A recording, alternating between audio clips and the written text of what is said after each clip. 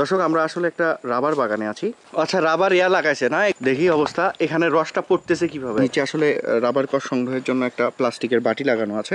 আপনারা সামনে যে গাছগুলো দেখতে পাচ্ছেন এগুলো রাবারের গাছ। যে দেখেন রাবারের গাছ থেকে কিভাবে কসটা আসে সেই জিনিসটাই দেখাবো এবার। এই যে কেটে ফেলছে, কেটে ফেলানোর পরে ধীরে ধীরে ধীরে ধীরে রাবার কসটা নিচে আসতেছে।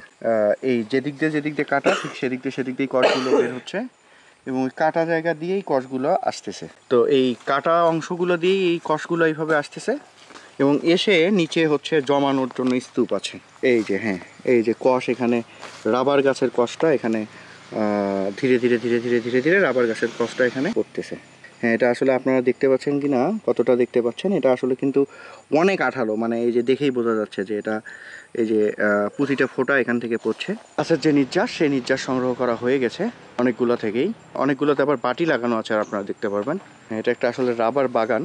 ঠিক এইভাবে যত দূর হেঁটে যাবো, এই যে বিভিন্ন গাছে বাটি লাগানো আছে, অনেক গাছ রয়েছে এই বাগানে। ওরা এই রসটা নিবে না? কোনটা নিবে ভাই? আরে না, ওরা নিবে আছে এটা রে ভাই, 100% এটা নিবে, এটাই রাবার। আচ্ছা, ওই যে কষটা নেবে না?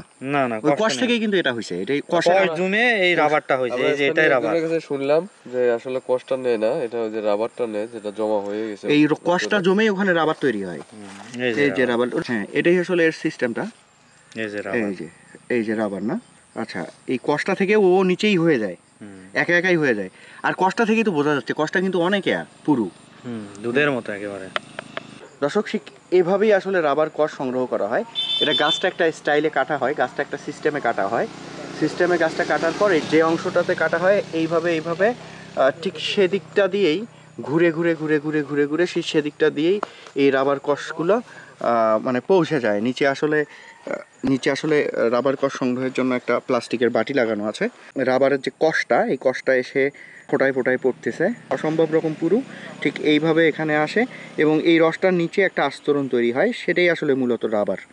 হ্যাঁ, সেটাই আসলে মূলত রাবার। ঠিক এভাবে রাবারের কষ সংগ্রহ করা হয়। আমরা একটা রাবার বাগানে আছি। আমার দুই পাশে আপনারা সারি সারি রাবার গাছ দেখতে পাচ্ছেন। এটা যত দূর, অনেক দূর বিস্তৃত একটা বাগান, রাবারের বাগান। হ্যাঁ, এই যে গাছের যে দাগগুলো আপনারা দেখতে পাচ্ছেন, গাছের যে দাগগুলা, এগুলোই আসলে মানে এই সিস্টেমেই আসলে কাটা হয়। আসলে এই সিস্টেমেই বাকলগুলো সরে ফেলানো হয় এবং সেই বাকল থেকে রাবারের রস সংগ্রহ করা হয়। প্রায় গাছের এই বাকল ছড়ানো মানেই এই গাছগুলো থেকে আসলে অনেকগুলো গাছ থেকেই রস সংগ্রহ করা হয়ে গেছে, বা কষ, গাছের যে নির্যাস। দর্শক আমরা একটা রাবার বাগানে আছি। তো এই রাবার বাগানে অধিকাংশ গাছেই এই গাছের নির্যাস সংগ্রহ চলছে, যে নির্যাস থেকে রাবার তৈরি হবে। এটা আসলে একটা বাটিতে জমানো হয় এবং নিচে একটা শক্তিশালী আস্তরণ পড়ে।